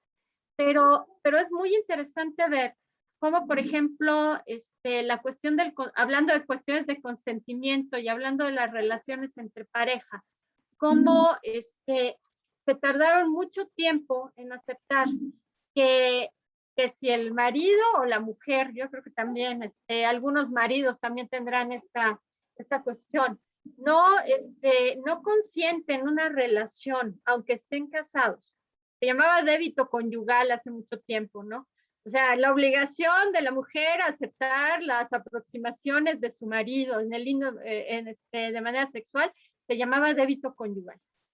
O sea, cuando dijeron, es que obligar a una mujer a mantener relaciones, aunque sea la esposa, ella puede decir, ahorita no quiero. Y el marido tendría que respetar eso. Y la mujer podría demandar al marido en esto. Se tardó muchísimo tiempo y les pareció súper escandaloso. Pero entonces ahí tenemos una idea que está mucho más atrás y otra vez es algo que vamos heredando, que es esta idea de la igualdad. Es decir, la igualdad de libres e iguales en dignidad y derechos. Eso aplica para solteros, para casados, para preferencias, para grupos étnicos, para lo que sea. Pero que esté declarado que somos libres e iguales en dignidad y derechos, hacerlo como parte de la práctica, pues representa reconocer también toda esta trayectoria de cultura que ya traemos y ver cómo hacemos los ajustes y cómo lo vamos transformando. Cuando se mete a la discusión pública es cuando podemos comenzar a discutir y podemos empezar a encontrar algunos caminos. El problema es que a veces las ideas se radicalizan, las posturas se radicalizan y no tenemos la posibilidad de dialogar. Y eso es muy importante. Cuando hablamos de enseñar el respeto, pues sí tendríamos que enseñar el respeto, pero como se trata de un valor y que es sumamente complejo, pues solamente lo podemos enseñar cuando vemos a la otra persona. Y solo lo podemos enseñar cuando hacemos una reflexión crítica sobre nuestras prácticas sociales, que en un momento dado también decimos, no, pues el ganador se lleva todo y todos los demás, bueno, pues que se hagan bolas con esto, ¿no? O sea, cuando somos así, cuando vamos descartando a las personas, pues también estamos perdiendo posibilidades de respeto. O sea, mantener el equilibrio social es complejo, ¿no? Y por el otro lado, cuando mencionas, por ejemplo, la cuestión de los grupos originarios, de los usos y costumbres, de las decisiones importantes que tomamos como mujeres y que a nosotros ya nos parecen básicas, fundamentales y dadas de sí, pero que en otros momentos no lo es, pues tenemos que acordarnos también que hay cosas que pesan muchísimo, que tienen que ver como la identidad y la pertenencia a los grupos sociales. Por ahí, un filósofo español que en su momento también llegó a ser muy controvertido, pero que a mí me gusta mucho ciertas explicaciones que da, que se apellida Marina. Dice, nosotros tenemos 3 tipos de identidad. Tenemos una identidad que nos la otorga la sociedad y nos la otorga la biología. O sea, con esa nacemos y con esa nos ponemos en una situación ante los demás. También tenemos una identidad que vamos aprendiendo, que la aprendemos en la escuela, que la vamos conformando por nuestros saberes. Dice, y finalmente tenemos la identidad que nosotros queremos asumir. O sea, cuando hacemos un ejercicio de libertad. El problema es que son identidades que se van superponiendo y que necesitas, para que de alguna manera tú puedas asumir tu propia identidad, necesitas tener claridad sobre cómo intervienen los otros 2 procesos. Y cuesta mucho trabajo hacerlo, cuando además parte de mi identidad y de mi pertenencia en el grupo implican también mis medios para sobrevivir. La aceptación del grupo es importante. Sí, efectivamente, hasta hace un par de años en el estado de Chiapas, cuando se estaba hablando de, por ejemplo, los matrimonios entre menores, todavía en las comunidades de pueblos originarios, una niña se puede casar a los 15 años con un muchacho que tiene 17. O sea, no se le entregan un hombre adulto, son un par de jovencitos que arman su familia y lo que se espera es que empiecen a tener hijos. Y tienen hijos por cuestiones que tienen que ver con la pertenencia al grupo. Muchos de ellos tienen que ver con una religiosidad pues muy mal interpretada, porque además no hay ni siquiera que echarle la culpa a la Iglesia Católica, muchos de ellos no son católicos.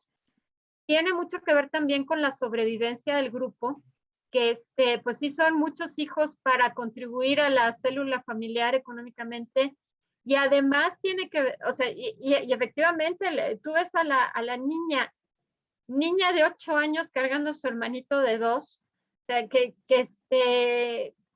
una muchachita muy pequeña haciéndose cargo del más pequeño de la familia, y entre ella y el hermanito, pues hay otros 3 hermanitos más, y tú ves a su mamá, y su mamá es una mujer muy joven que no tiene ni 22 años, y su abuela pues puede tener unos 40 cuando mucho, ya es abuela de muchos, pues espera que haya eso. Esa es una cuestión. Y otra cuestión interesante son las tasas de mortalidad materno-infantil, que sigue teniendo una alta mortalidad infantil, sigue teniendo una alta mortalidad maternal, pero que además ya si le sumamos todos los beneficios, pues la posibilidad de sobrevivencia de una mujer que tenía 12 hijos, que llegaran a los 7, 8 años o que llegaran a la edad adulta, pues iba disminuyendo.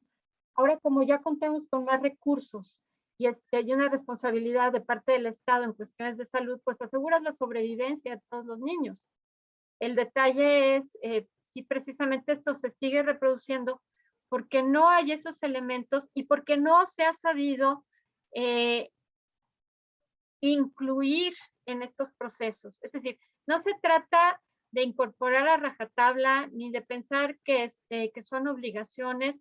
Uno tendría que pasar muchos años en estas comunidades, conversar mucho con estas comunidades, entender para que de alguna forma se puedan llegar a consecuencias o a transformaciones o a cambios.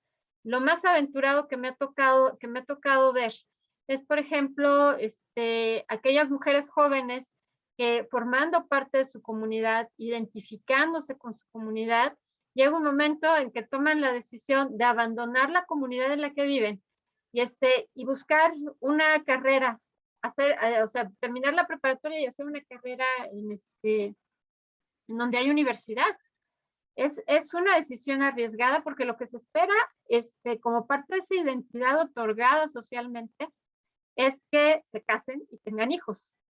Y cuando la chica dice no, pues existen ciertos procesos que la ponen en conflicto, quizá no muy amplio, pero sí en conflicto con el resto de su grupo. Y ahí también hay otras decisiones, ¿no? O sea, ¿la llevo en paz con el grupo o me arriesgo? Y si me arriesgo, viniendo de un grupo excluido, también me arriesgo a que en el entorno nuevo al que voy, yo tenga que vivir situaciones de discriminación, ya no por ejercer mis derechos ni demostrar mis potencialidades, sino simple y sencillamente porque pertenezco a un grupo racializado que de alguna manera ha sido muy visto dentro de la estructura social como un grupo en condiciones de inferioridad. Entonces, sí son procesos muy complicados, que requieren aventurarse, pero finalmente, pero además requerirían, por el otro lado, ser acogidos, reconocidos y respetados. Y eso es lo que muchas veces no sucede.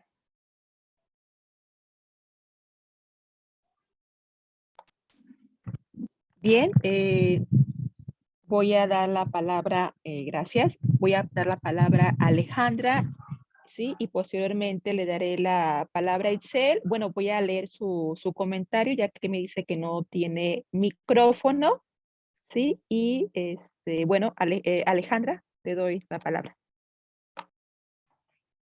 Gracias, Vine.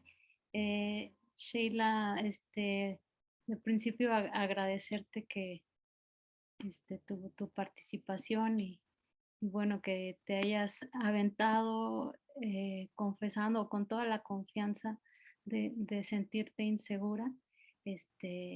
Y bueno, yo quería decirte que ciertamente este espacio es justo para fortalecer las ideas y que en todo el ejercicio filosófico no dejemos espacio que sea ocupado por ese sentimiento, ¿no? Y bueno, yo justo, pues es una pregunta para ti y es una pregunta que formulo, bueno, en realidad es un comentario y es una pregunta, un cuestionamiento que hago con base en tu texto, en lo que nos enviaste, en el que yo noto al menos tres capas, y tú lo has dicho en tu exposición, críticas o de estructuras críticas con lo que abordas el tema de el servicio doméstico. De forma que yo creo que cuando dices el discurso, como te refieres a lo colonial, y en consecuencia lo de colonial se queda un poco corto porque tú haces una revisión no solamente pues embebiendo de Aníbal Quijano y del discurso crítico eh, a la colonia, a todo ese entramado histórico, ideológico, pero no solo, ¿no? También hace señalamientos respecto a la condición de género, como lo ha señalado, y no solo, lo haces respecto a la condición de clase, ¿no? Y como lo señalabas, lo que el servicio doméstico también es, digamos, una estructura heredada de un sistema mundo que ha dividido en clases y a hay a quien le corresponde esa tarea y hay otros quienes la pueden gozar, ¿no? Entonces, cada uno de estos, de estas miradas críticas corresponden o son estructuras fuertemente construidas, por decirlo, que yo creo que merecen su desglose más profundo, de modo que finalmente se pueda mirar el servicio doméstico desde esta interseccionalidad y que nos pone el reto, un reto que creo que por momentos no corresponde en el trabajo, de decir qué hacemos frente a ese problema, porque yo entiendo que esa es tu ocupación desde el inicio, ¿no? Tú quieres proponer algo y yo creo que el ejercicio crítico es tan profundo y es decir, nombrar al servicio doméstico a, en todas sus nombres o con toda la coloquialidad con que la llamamos, desnudarla como un ejercicio de dominio heredado, cimentado sobre la colonialidad, sobre los 500 y 500 años pues de colonización y después del México independiente. O sea, es me parece que es una bomba. Es decir, tiene tal dimensión que yo creo que cuando tú dices una propuesta de educación, pues no corresponde porque entonces podemos pensar que es un problema de enseñar en las clases, ¿me explico? O que como se puede llegar a pensar, es un problema que se resuelve en la conciencia individual, ¿no? Y no como parte de un proceso histórico. Y entonces yo creo que nos lleva a un reto. Eso es lo que yo quiero señalarte, que si nos preguntamos, si hacemos un ejercicio crítico tal como te lo propones con esas tres vertientes, feminismo, eh, capitalismo y colonialidad, tenemos un problema muy grande que resolverlo desde la educación resulta a lo mejor apresurado presentarlo como una respuesta, porque claro, digamos, nadie se opondría en un juicio razonable a que en las escuelas lo tratemos, ¿no? A que hagamos una conciencia dentro del aula, a que pensemos, digamos, en un espacio colectivo, en un espacio académico, en donde quieras que reflexionemos, pero tú no estás llamando a una crítica desde ahí, ¿no? Estamos llamando a una crítica estructural, ¿no? O sea, en donde las dimensiones de decolonialidad, o sea, tendrían que ser develadas, ¿no? Para incluir en estas, cómo recaería esa inversión de la relación cuando hablamos del servicio doméstico. Y entonces, sí, yo pensaría que tal vez hubo una intención apresurada, o hay una intención apresurada por buscar una solución. Yo creo que en términos, por ejemplo, de una reflexión jurídica, de una reflexión sociológica, de una reflexión, de otro tipo de reflexiones, yo creo que vale la pena, o a lo mejor ayuda mucho visualizar salidas, pero cuando recurrimos a la filosofía, en donde pues estamos, digamos, comprometidos con el conjunto de las proposiciones y de lo que hemos dicho, yo creo que a lo mejor ahí es apresurado, y yo le daría todo el lugar al ejercicio crítico, que todavía falta mucho más de decirlo en términos de género, en presentar los datos que hiciste, y como dices, no solamente a nivel México, sino a nivel, por ejemplo, Latinoamérica, en donde queda muy clara la expresión de colonialidad, pues, y con otras experiencias, y igual con el feminismo, ¿no?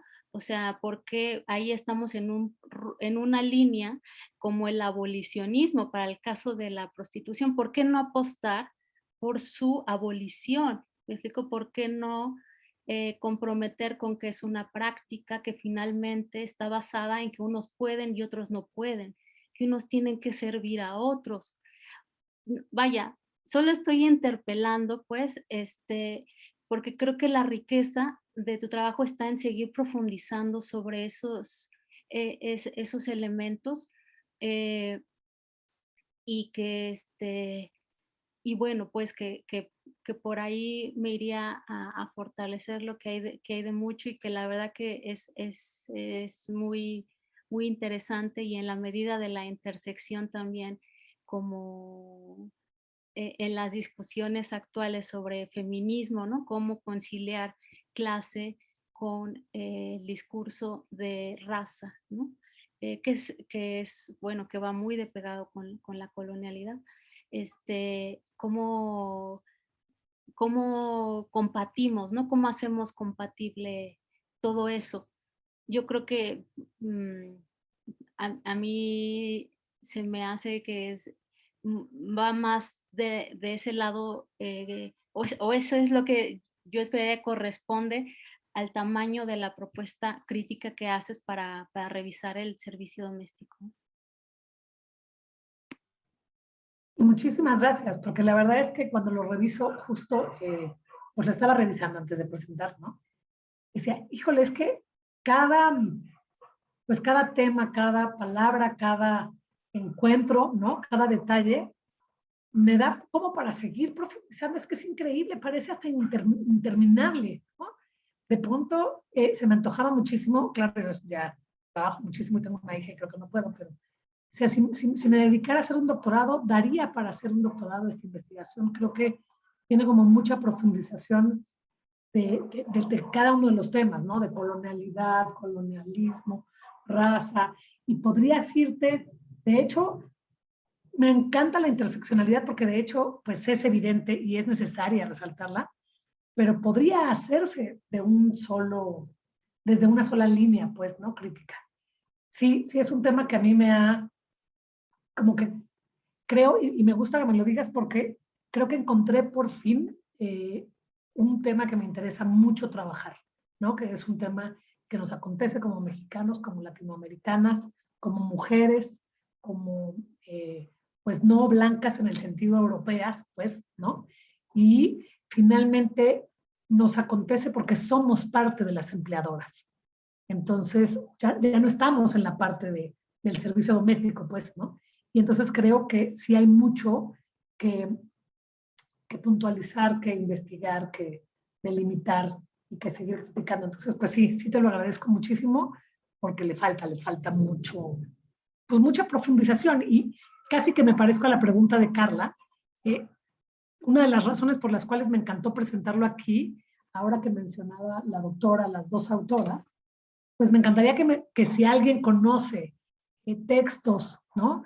Que me pudieran ayudar a profundizar, pues sería increíble, porque yo casi que más allá de Aníbal Quijano y Rita Segato, tomé un diplomado con Rita Segato y quedé pues como muy ritazagada, ¿no? O sea, la verdad es que ya mi mente solo está en ella y sí creo que de pronto me hace falta pues conocer muchos más autores que me ayudaran a profundizar, entonces se les mega agradecería.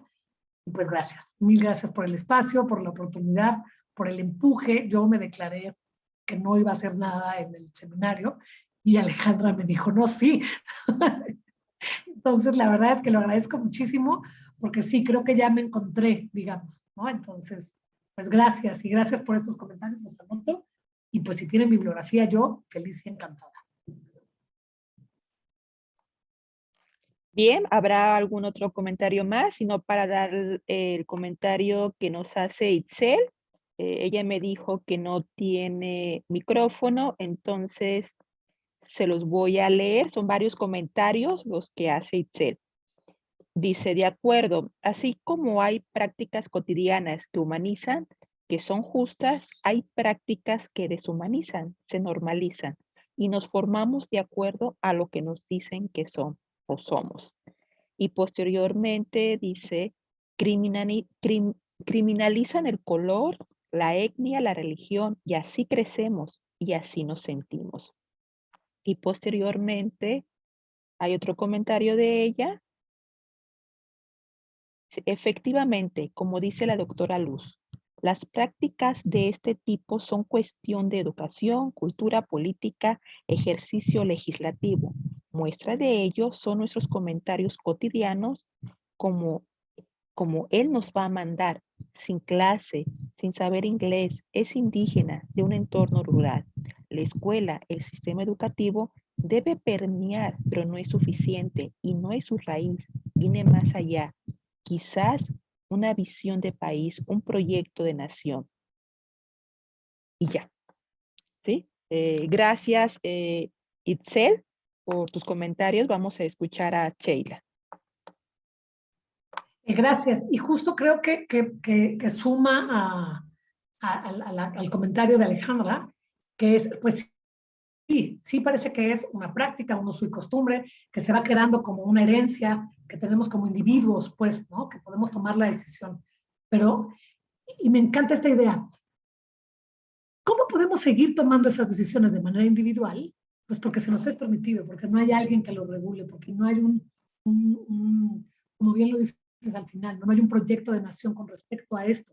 Y parece que es mucho más profundo el problema y la solución es mucho más profunda. Claro, vale la pena hacer esta reflexión en clase, vale la pena hacer la reflexión en las aulas, vale la pena hacer la reflexión en la educación, por supuesto, pero pues el tema es pues largo, es como el tema de las mujeres, ¿no? O sea, claro, las mujeres pues yo las respeto, las busco, les doy empleo, tal, pero mientras no haya leyes que nos sostengan, mientras no haya un proyecto de nación, mientras no haya toda una idea sistemática, ¿no? Que permita, pues no sé si castigar o más bien que nos obligue a actuar de manera respetuosa al trabajo de los otros, pues no se va a dar. Insisto, estas leyes que he estado encontrando son, sí, parece que son leyes, pero finalmente es una propuesta, es una invitación. Es un bueno, y lo ideal es que no haya un contrato solamente verbal, sino lo ideal es que haya un contrato escrito, ¿no? Pero sigue como en estas propuestas de los derechos humanos que siguen estando solo como una invitación, cuando en realidad el problema pues es mucho más profundo, ¿no? Entonces, pues gracias también, Itzel, muchas gracias. No, sí, perdón, doctora, Sí. va a hacer comentario. Sí, algo que me viene del comentario de Sheila y que me parece muy importante, ¿no? Itzel concluye el comentario hablando de desarrollar una visión de país, un proyecto de nación. Y es muy interesante cómo, si nos vamos hacia atrás en la historia, pues tenemos varios proyectos de nación.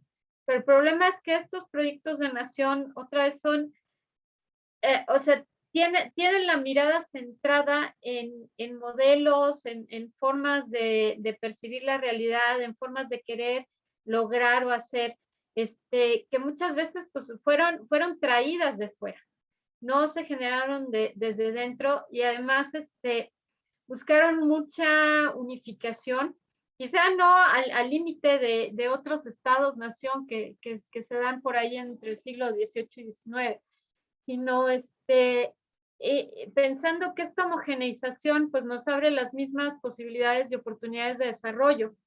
Y en ese sentido, por ejemplo, lo que exacerbó fue precisamente la exclusión de aquellos grupos que no participaban en los proyectos. Y tuvo impacto en la cuestión educativa, completamente. Entonces, sí es importante preguntarse qué clase de sociedad estamos buscando, en donde podamos hablar de reconocimiento, de dignidad, de respeto, y cómo lo traducimos en prácticas sociales, ¿no? Y algo que tampoco se da mucho porque le damos mucho peso al discurso político y mucho peso a lo decisivo en cuestiones políticas, es precisamente a cuestionarnos cómo estamos pensando y cómo deberíamos pensar.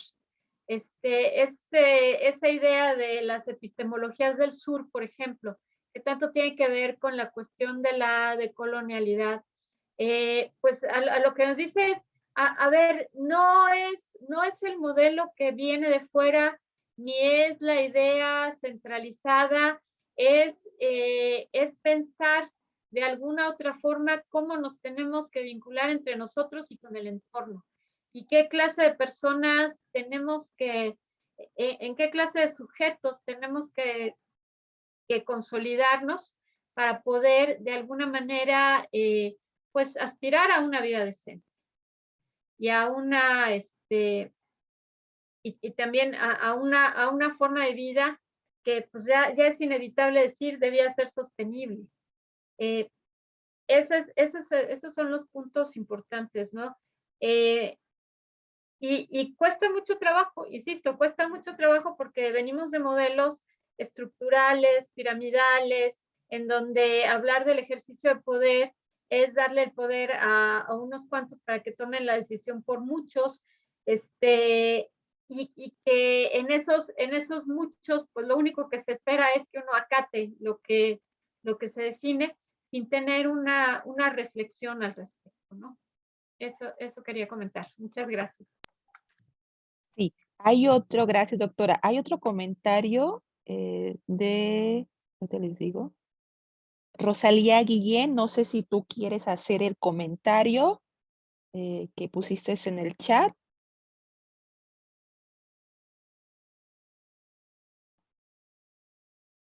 Por aquí está Rosalía Guillén. Sí, y veía sí. que es una recomendación de un libro, François. Sí, ajá. Sí, así es. Que ha trabajado sobre feminismo de colonia y trabajo doméstico, pero que quisiera ampliar que solo es una referencia, sí, porque podía haber ampliado más su comentario. Sí, no hay ningún problema.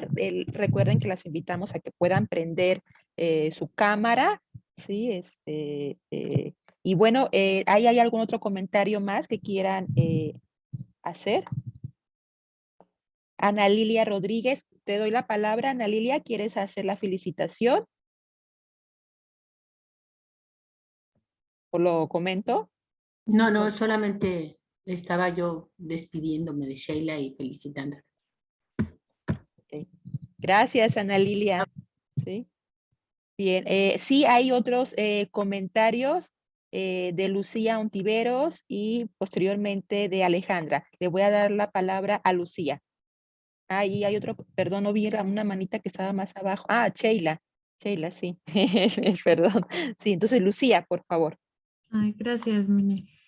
Sí, yo nada más quería agregar, volviendo a mencionar este consentimiento tácito que creo que Carla mencionaba, y aunque no sea suficiente la educación, la legalidad, que todos estos proyectos de nación no se aterricen y todo, tiene que ser un conjunto de cosas lo que nos lleven al cambio, pero de todas formas, introducirlo en la conversación, el problema que Sheila está planteando, introducirlo en la conversación a través del aula, sí es completamente idóneo, pues, o sea, no, es una propuesta que todas como filósofas docentes creo que debemos adoptar.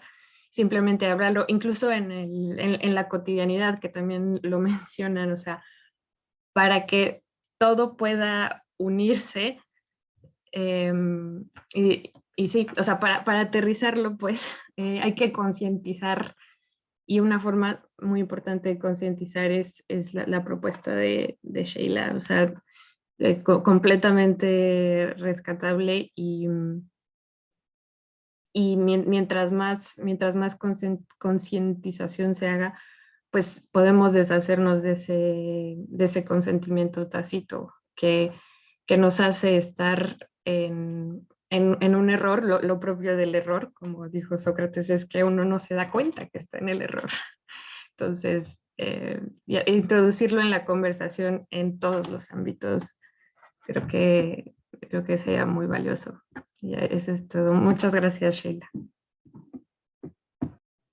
Gracias a ti, Lucía. Le doy la palabra. Ajá. Le vas a responder, Sheila. Es que fíjate que le iba a decir que muchísimas gracias por el comentario, y solo quería, pues, como recordar de alguna manera con el comentario que haces, y algo que también me ha llamado siempre la atención, que no lo pongo tal cual en el texto porque ya se sale de la filosofía, digamos, pero tengo amigas muy feministas, ¿no? Tengo amigas muy estudiadas, muy investigadoras del tema, que se declaran como amantes de la limpieza, por ejemplo, ¿no? No es lo que tengo esta característica de todo el tiempo limpiar. Yo le digo, es que no es gratuita, no es tu característica. O sea, es algo educado, es algo aprendido, y qué curioso que nosotras mismas como, pues, analíticas o investigadoras del tema, caigamos en esta trampa tan atroz, ¿no? Como dices, estoy en el error sin darme cuenta de que estoy en el error. Y en la medida en la que lo reflexionemos cada vez más, insisto, personas que trabajan en feminismo, ¿no? Pueden declararse a sí mismas como amantes específicas de la limpieza y enfermas de la limpieza, y digo, es muy extraño, claro que los hay, por supuesto que los hay, pero es extrañísimo ver amantes de la limpieza varones. Entonces, no es tan común porque no es una práctica, uso y costumbre. Ya deja tú de México y Latinoamérica, ¿no? Pues mundial en este mundo patriarcal. Pero gracias, muchas gracias, Lucía. A ti. Sí, ok. Alejandra y posteriormente Viridiana Conchas. No, Mine, es que yo puse un aplauso y ok. confundió. No, bueno, pero aprovecho para igual a felicitar a Sheila. Sheila, de acuerdo con, solo espero que se haya entendido mi comentario en términos de fortalecer el trabajo. Sí, y eso. Gracias. Gracias. Viridiana Conchas. Sí, bueno, me llama la atención porque creo que hay como una estructura, ¿no? Del lenguaje. Aquí de fondo, porque pues es verdad, ¿no? Como más que nada cómo hacemos la referencia de manera como un estereotipo, y nos referimos a ese tipo de trabajos, ¿no? O, por ejemplo, los comentarios de que, es que esta muchacha es muy pulcra o es muy así. Y es curioso que ese mismo fenómeno, pues, es como algo digno, ¿no? O sea, algo que demuestra dignidad, y a la vez es contradictorio porque es un trabajo que no te da un estatus. Entonces, o sea, ahí veo una situación muy, muy interesante ahí, paradójica, ¿no? Cómo a la vez a una mujer le da un estatus, o sea, un estatus de valor, de digna, y por otra parte no es un estatus social, ¿no? Gracias. Mil gracias. Y, hijo, y creo que es en ese sentido el comentario de Alejandra, pues, ¿no? ¿Cómo puedes ir profundizando cada vez más? Porque son justo, pues, prácticas, herencias del colonialismo, ¿no? Donde, pues, estas características se le fueron dando a personas específicas, insisto, ¿no? Por ejemplo, me brinca muchísimo, y ve qué interesante lo dices, cada día más, y cada día más lo escucho, de doctoras, investigadoras o de maestras, ya no es una cualidad que presumes. De hecho, cada día nos atrevemos más, con mucha más libertad a decir, no, a mí ni se me da la cocina. Porque pues claro, como tengo un doctorado, pues parece que sí es parte de mi definición, ¿no? Si soy doctora, pues ojalá y no se me dé la cocina, ¿no? Y no, yo soy malísima para coser, ¿no? Yo nunca limpio, ¿no? Y es aplaudible, en un sentido, cuando, como bien comentaban, pues en otros estratos, en otros lugares, en otras etnias, con otras características más vulnerables, pues es una barbaridad que te atrevas a decir eso, ¿no? O una doctora bien puede decir, yo no voy a tener hijos, yo no tengo instinto maternal, ¿no? Y pues como bien comentaba la doctora Luz, pues claro, en Chiapas, pues cuidado y digas a los 20 años que no es tu intención ser mamá y no es tu intención educar y no es tu intención limpiar y no es tu intención atender a tu marido, ¿no? Entonces, sí, lo que haces es mostrar una vez más, ¿no? Viridiana, gracias, que es efectivamente una cosa estructural, o sea, no es un uso y costumbre nada más. Proviene y se mantiene y se perpetúa de manera estructurada, sistemática. Y ese es el gran problema, ¿no? Que no lo vemos, no soy yo ellas, pero no lo vemos ni las más grandes investigadoras, no lo vemos ni las más grandes adentradas a este tema, ¿no? Y hay un problema ahí, insisto, yo leí muchos artículos de muchas feministas muy famosas en la pandemia que hablaban de esto que se estaba visibilizando en cuanto al trabajo y el exceso del trabajo que cayó a partir de la pandemia, ¿no? Con feministas muy, muy pesadas, ¿no? Pero muchísimas gracias, Viviana. Muchas gracias a todas. Muchas gracias a ti, Sheila. ¿Hay algún otro comentario o alguna participación? Estoy revisando. No veo aquí la manita y ya no tampoco veo comentarios. Entonces, bueno, sí, Sheila, muchísimas gracias. Ahora sí que tenemos que abordar, tenemos que seguir dialogando, sí, estas problemáticas, tenemos que difundirlas. Sí, es un problema estructural, como lo acaban de decir, y que aquí lo importante y que ganamos es que ya estamos hablándolo, lo estamos ya dialogando, y eso es algo que nos va a seguir para empujar, ¿sí? Y trabajar, ¿sí? En estos problemas, en estas situaciones que tenemos que ahora sí que pensar y mejorar. Sheila, muchísimas gracias. Me siento muy bien cuando te escucho. Sí, me siento que mi pensamiento, mi corazón está creciendo muchísimo. Doctora Luz Graciela, muchísimas gracias por acompañarnos, por acompañar a Sheila y a cada una de los que estamos aquí reunidas. Les agradezco infinitamente que nos estén acompañando, escuchando, filosofando, pensándonos. Y antes de retirarnos, voy a dar un aviso. Siempre al final invitamos, a ver, ya se me perdió un poquito donde estaba mi nota. Ahorita la pongo. La próxima semana se invita a la próxima, ahora sí, ponencia. Sí, ahorita les digo cómo se titula. Discúlpenme, se me perdió ya aquí está la nota. El 19 de agosto presenta Sonia Dávila, ¿sí? Del grupo de feminismo, las aportaciones de las mujeres indígenas al feminismo, ¿sí? Es el siguiente tema y los invitamos a que nos acompañen el 19 de agosto, así como invitarlas a quienes no estén todavía inscritas en esta red, pues también se pueden inscribir, pueden ustedes participar con nosotros, ¿sí? Y pertenecer a la red y también participar en los seminarios. Si hay algo más que quieran comentar, entonces estamos cerrando y les agradecemos muchísimo que hayan estado. Y un fuerte aplauso para Sheila, para la doctora Luz y para todas nosotras. Gracias y muy buenas tardes. Se cuidan, por favor. Muchas gracias. Buenas tardes. Buenas tardes. Bye. Gracias.